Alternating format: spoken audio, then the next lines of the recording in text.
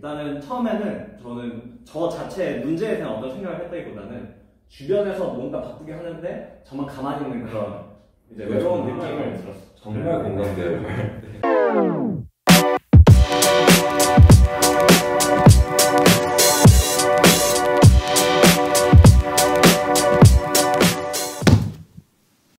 저희의 실제 경험을 바탕으로 한 명씩 얘기를 해보도록 하겠습니다. 예, 저는 일단 제가 제일 안 좋은 예더라고요. 얘기를 이제 사전에 나눠보니까 저만큼 되게 양아치가 없었던 것 같아요. 저는 일단 그때 3, 4, 5, 6월 이렇게 수업이 있었는데 4번의 수업이 있었는데 뭐 기초 GS 듣고 실전 GS 듣고 했었는데 제가 잘할 수 있는 거는 이제 선택 과목에 있는 선택 과목 문제 풀기는 잘할 수 있었는데 나머지 특허나 상표나 민사소송법은 이제 암기가 좀 안 돼 있더라고요. 제가 암기를 잘 못하는 편이어서. 그래서 그냥 어떤 문제가 나오는 것만 확인을 하고 그리고 답안지 보면서 아 이렇게 이런 논점은 이런 말을 써야 되는구나 이런 거 확인하고 동차 전까지는 그런 확인의 시간을 가지면서 이제 시험 시간에는 나가서 맥주 마시고 오고 다른 사람들이 열심히 이렇게 치열하게 하는구나 나도 내년에 그래야겠다 이렇게 다짐만 하고 좀 시간을 좀 보내는 동차 때까지는 그렇게 시간을 좀 허송세월한 그런 걸 하고 있었습니다. 예. 솔직 담백. 이것도 그냥 하나의 뭐 좋은 예가 될 수 있죠. 맞아요. 동차 때 놀아도 될 수 있다. 그죠? 저의 멘탈을 지키기 위한 저만의 방법이었습니다. 그래서 GS는 극복 안 하신 나중에 극복이 된 게 동차 시험장을 들어가니까 저도 모르게 추인적인 힘이 나와서 그 전에 실전 GS에서는 10페이지도 못 넘어갔던 그런 분량을 한 15페이지, 14페이지 이렇게 쓰는 걸 보니까 뭔가 극한 상황에 한번 겪고 나면은 그 이후에는 그것보다 쉬운 건 더 잘할 수 있잖아요. 그래서 실전 GS보다 더 극한 상황이 이제 실전 상황이니까 실전 상황 겪고 나면은 아 실전 GS 할만하겠다라는 생각이 들더라고요. 그래서 그 다음에 실전 GS부터는 이제 뭐 포기하지 않고 도중에 맥주 마시러 가지 않고 되게 열심히 잘했던 그런 기억이 있습니다. 결국 장면님은 이제 시간적으로 이제 텀을 좀 두면서 실제 시험을 통해서 극복을 하신 케이스네요. 예, 실제 시험은 꼭 한번 가셔봐야 될 것 같아요. 네, 저는 동차 시험을 GS를 찾고 그래서 예, 그러면 최별님은 어떻게 극복하셨어요? 예, 저는 뭐 제 경험을 바탕으로 말씀드리자면 그렇게 특별하게 극복을 한 것 같지는 않아요. 제가 생각하기에는. 근데 저는 어떻게 했냐면 이제 처음 받았을 때 이거는 내가 뭘 쓸지 알면은 쓸 수 있겠다 이런 생각이 있었기 때문에 그 뒤로 그래서 이제 이미 합격하신 분이 주변에 있어서 그분한테 이제 이전에 그분이 쓰시던 GS를 받아서 그 GS를 이제 제가 써야 될 어떤 방향, 지침서 이렇게 생각을 하고서 그거를 딱 통째로 암기를 하는 거죠. 아니 그냥 이건 일단 이렇게 써야 된다를 아예 암기를 하고서 그대로 최대한 따라하도록 노력을 했어요. 그렇게 처음 틀을 잡으니까 그 이후에 다른 과목들 혹은 뭐 다른 유형의 문제들이 나왔을 때 그거에 맞게 이제 변형을 시키는 것이 가능해지더라고요. 근데 이제 처음 극복하는 게 중요하니까 저는 그거를 이제 답안 자체를 통째로 암기해서 저만의 어떤 그 틀을 만들었다 정도가 될 것 같습니다. 그것도 이제 걸어다니시면서 혼잣말 하시면서 이제 그 수기 보니까 걸공남이라고 이제 걸어다니면서 공부했다고. 아, 네, 그것도 그때 좀 솔직히 기억이 안 나지만 항상 솔직하게 얘기를 해야 되잖아요. 기억은 안 나지만 걸어다니면서 하지 않았을까요? 네. 다들 그렇게 하잖아요. 걸어다니면서. 대망까지. 대망의 최재환 변리사님의 경험을 들어보도록 하겠습니다. 네, 일단은 저 요즘 드릴 말씀이 많아요. 이제 워낙 제가 강의도 평소에 하고 그러니까 그럴 때도 이제 항상 하는 말이 있는데 일단 첫 번째로 하고 싶은 말은 이제 공부 방법이 사람마다 되게 다양하잖아요. 그러다 보니까 좀 시간 날 때마다 이제 여러 공부 방법을 여기저기서 들어보면 좋을 것 같아요. 일단은 이 영상을 끝까지 보시는 거. 이런 거 있는 뻔하셔도 이제 학원 같은 데서도 이제 영상을 보면 이제 공부 방법 영상 같은 게 되게 많아요. 그리고 이제 여러 강사님들이 이제 인터넷 강의를 다 찍는데 그 1강에서는 항상 공부 방법론을 설명을 하거든요. 이제 시간 날 때 쉬는 시간에 유튜브 보지 말고 이제 이건 유튜브네요. 그런 OT 영상 같은 걸 많이 보다 보면 여러 공부 방법론들이 나와요. 그래서 그 중에 본인한테 제일 맞겠다 싶은 거를 취사 선택을 하는 게 일단은 중요할 것 같고, 근데 이제 너무 일반론적인 얘기인 것 같으니까 제 얘기를 조금 하자면, 저 같은 경우는 기초 GS를 극복할 때 원칙을 가지고 극복을 했었어요. 어떤 원칙이었냐면 절대로 책을 보고 쓰지 말자라는 원칙을 가지고 있었습니다. 이제 어떻게 보면 이게 당연히 어려워요. 처음에는 절대 불가능한 일인데요. 사실 이거는 뭐 극복 방법은 아닐 수 있어요. 결과적으로 이런 원칙을 가지고 있었는데 이 원칙을 가지고 있으면 GS를 극복 못할 가능성이 높죠. 책을 못 보고 쓰지 못하니까. 그래서 저는 어떤 방법을 이용했냐면 GS를 들어가기 전에 그 해당 주에 GS에서 나올 논점을 미리 알고 들어가는 방식을 채택을 했어요. 뭐냐면 GS도 강사님들마다 강의 방식이 다르긴 한데 저도 그렇고 여러 강사님들이 기초 GS 같은 경우에는 이번 주에 나올 논점에 대해서 공지를 해주는 방식으로 강의를 하시는 분들이 있어요. 그래서 뭐 예를 들어 강사님한테 메일을 보내면 사전에 논점을 미리 받을 수 있는 경우라든지 그런 강의 같은 경우에는 미리 논점을 받아서 그 논점을 공지를 받는 거죠. 그렇게 하고 만약에 논점 공지를 따로 안 해주는 강의를 듣는다. 그러면 저 같은 경우는 어떻게 했냐면 기초 GS 강의를 첫 달에 듣는 게 아니에요. 그 강사님이 기초 GS 보통 2달을 하는데 그 중에 2번째 달 수업을 듣는 거예요. 그러면은 이전 달의 기초 GS 문제를 주변에서 어떻게든 구할 수가 있거든요. 그러면 그 GS 자료를 다 구해서 그 회차의 문제를 슬쩍 보는 거예요. 그걸 아주 자세히 답안지를 다 읽는 게 아니라 답안지를 쓱 보면서 어떤 것들이 논점이 됐었는지 그럼 대충 볼 수 있잖아요. 목차를 보다 보면. 그래서 이런 것들이 이번 주차에 쟁점이 되는구나를 캐치를 했어요. 그러면 어떤 방식이든 그 주에 어떤 논점이 나올지 알겠죠. 그 논점들을 토대로 그 해당 논점에 대한 거는 적어도 책에 있는 거를 달달달 암기해갈 수 있도록 준비를 해왔어요. 그럼 만약에 그 문제가 나왔는데 제가 뭐 미리 봐왔던 논점이 아니고 다른 논점이 나왔고 뭔가 이 책을 보면 알 수 있을 것 같은데 그러면은 그냥 모르는 게 낫다고 하더라도 모르는 범위 내에서 최대한 써야죠. 아무래도 그래도 전혀 모르는 내용이 나오지는 않을 거예요. 1차 때도 공부를 했었고 2차 때도 강의를 들으면서 기초 GS가 진행이 되기 때문에 아예 모르는 내용이 나오는 경우는 사실 드물고 보통 문제가 되는 건 그런 경우죠. 내가 준비 안 해가기는 했는데 뭔가 뭐 알기는 하는데 답안 어떻게 써야 될지 모르는, 그러면 그냥 모르는 채로 최대한 썼어요.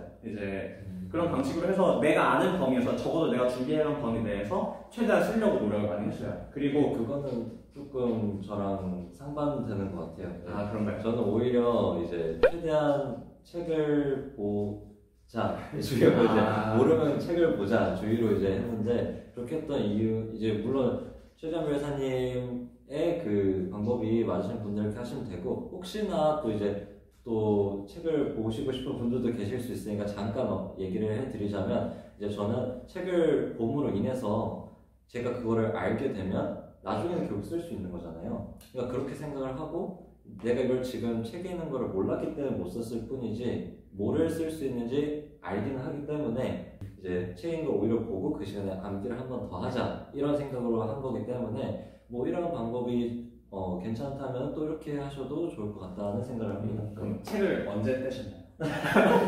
그게 중요한. 언제 떼셨나요? 떼야 될 거 아니에요? 그러면 언제 떼나요? 정말 솔직히 말씀드리면 기초 GS 때는 책 매번 보는 건 아니지만 기초 GS 때는 계속 그냥 필요할 때마다 봤고요. 사실 실전 GS 할 때도 어떨 때는 또 논점을 모르는, 그러니까 암기가 안 돼 있는 논점이 나올 수 있잖아요. 그럴 때는 내가 이 논점을 쓰는 거를 아는데 여기다가 어떤 내용을 써야 되는지만 모르는 거기 때문에 그때도 조금씩은 봤죠. 그래서 사실상 언제 뗐는지는 없는 것 같아요. 그냥 필요할 땐 계속 봤어요. 점점 줄여가는 느낌. 그렇죠. 점점 줄였던 거죠. 제가 생각하기에 제일 중요한 거는 언제 책을 뗐냐, 언제 책을 봤냐 안 봤냐보다는 시험장 안 나가는 게 제일 중요한 것 같습니다. 절대 포기 않고 이렇게 책을 보든 아니면 안 보든 시험장에 남아서 계속 그 남은 주어진 시간에 최선을 다해야지 동차로 이렇게 두 번째로 합격할 수 있는 거고. 일단은 결국은 근데 극복을 하는 게 일단 주제지만 그 극복을 하는 방법에 대해서 최대한 말씀을 드리자면 아까 제가 말씀 못 드린 부분 중에 하나 있는데, 일단은 적어도 기초 GS 처음 시작해서 처음 준비하시는 분들 같은 경우에는 과목별로 일단 한 강사님을 밀어야 된다라고 생각해요. 뭐냐면 그 여러 강사님들의 답안을 보다 보면은 사실 강사들마다 답안 스타일이 약간씩 다르거든요. 그러면은 나만의 스타일을 딱 체화하기가 어려워요. 그래서 처음엔 딱 한 강사만 정해놓고 나서 그 한 강사님의 답안 스타일을 완전히 익히는 데 집중을 하는 게 중요한 것 같아요. 그래서 내가 그 강사의 스타일대로 어느 정도 답안을 쓰기 시작했다. 그런 생각이 들면 다른 강사의 문제나 답을 조금 보면서 보완을 하는 형식으로 동차는 준비하는 게 좋지 않나 생각합니다. 근데 이제 그러면은 어떤 걸 쓸지 이제 논점을 알고 그걸 암기해온 상태에서 들어간다 하더라도 그럼 어떻게 쓰는지는 또 이제 다른 얘기가 되잖아요. 그렇죠. 그럼 이제 그걸 어떤 방식으로 극복했는지 한번 설명해 주실 수 있을까요? 일단 결국 답안 작성에 대한 극복 방법을 이제 물어보시는 거예요. 저는 가장 중요하게 생각하는 거는 한 강사의 스타일을 밀고 가는 거. 그거를 나만의 스타일로 체화시키는 게 가장 중요하다고 생각해요. 즉, 그러면 결국 이제 그 강사님의 답안 스타일을 그대로 익히자. 그쵸, 그거죠. 강사님들마다 조금씩 답안 스타일이 다르고 이제 과목마다 다르겠지만 경우에 따라서는 강사가 달라졌을 때 답안 스타일이 굉장히 많이 달라지는 경우도 많이 있어요. 그래서 처음부터 너무 많은 강사님들의 답안을 다 익히려고 하면 본인만의 스타일이 오히려 없어지고 답안 스타일이 딱 익혀지지가 않는 것이 있어요. 그래서 처음 시작하는 분들 같은 경우에는 한 과목별로 한 메인 강사를 정하는 거죠. 메인 강사를 정하고 그 강사님의 답안 스타일을 온전히 익힐 수 있도록 집중을 하는 게 중요하다고 생각을 해요. 그래서 그 강사님이 이제 주는 답안지를 이제 꾸준히 연습을 하고, 보통 GS 수업을 들으시면 그 GS 수업에서 답안을 어떻게 작성하고 목차를 어떻게 뽑아내고 이런 것들을 다 설명을 해주잖아요. 그러면 그 방식을 복습을 할 때 그대로 해보는 거예요.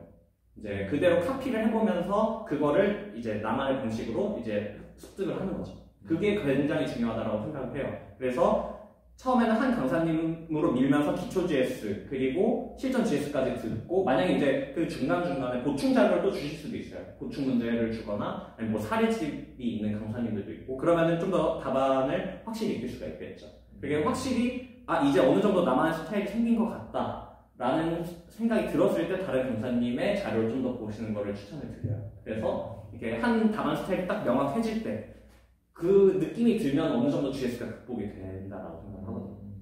그러면 이제 결과적으로 제가 제 경험과 유사하게 이제 어떤 한 강사님의 답안 스타일을 그대로 이제 체화를 했다. 그건 굉장히 중요한 것 같아요.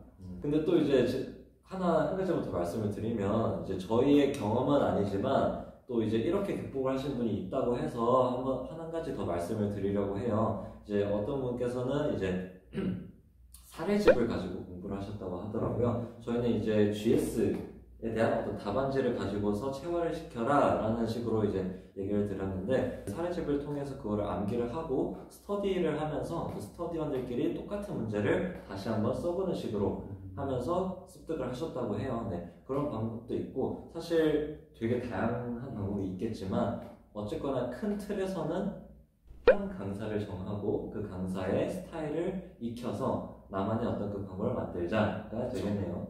여기 참아가면 이제 왠지 그분이 했다는 사례집이 제가 생각할 때는 민소인 것 같아요. 저 같은 경우는 이게 과목마다 조금 다를 수 있는데 이제 사실 민소는 들어갈 때 특허 상표를 먼저 했기 때문에 어느 정도 답안지를 어떻게 써야겠다는 감이 있기는 해요. 그런 상황에서 민소를 들어가는데, 근데 민사소송법 같은 경우에는 리딩 케이스도 워낙 많고 이제 사례 문제도 기존에 있는 문제들이 워낙 많기 때문에 그런 문제들은 사례집으로 많이 커버가 되는 것 같아요. 그래서 민사소송법 같은 경우에는 초반에는 기본서 공부보다는 사례집으로 좀 공부를 많이 하고 그 사례집 비중을 점점 줄여나가면서 오히려 기본서로 갈아타는 형식으로 공부를, 사실 제가 그렇게 했고요. 이제 많이들 그렇게 하시는 것 같더라고요. 그래서 특히 민사소송법 같은 경우에는 사례집을 초반에 좀 비중을 높게 해서 공부하시면 그 민사소송법 리딩 케이스에 대한 풀이 능력도 형성되고 민사소송법의 답안 작성도 많이 늘게 되는 것 같아요. 예, 오늘 저희가 이렇게 GS 극복 방법 이렇게 컨텐츠를 준비해서 찍어봤는데